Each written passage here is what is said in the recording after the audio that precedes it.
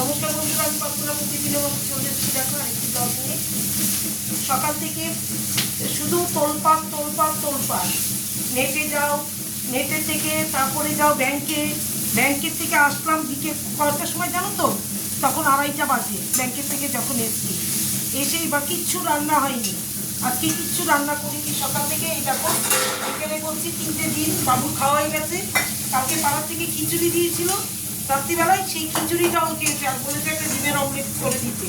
আমি একটা ডিমের অমলেট করেছি, ও এসে খেয়ে নিয়েছে ডিমের অমলেট দিয়ে, ওই খিচুড়িটা দিয়ে। আর এই দেখো আমি এখন ডিমের ঝোল করছি। হ্যাঁ, খাবো দুপুরে আর রাতেও খাবো। আর এখানে রাতে বাবু আর আমি দুজনেই খাবো ডিম। আর এখানে করেছি দেখো গরম গরম ভাত।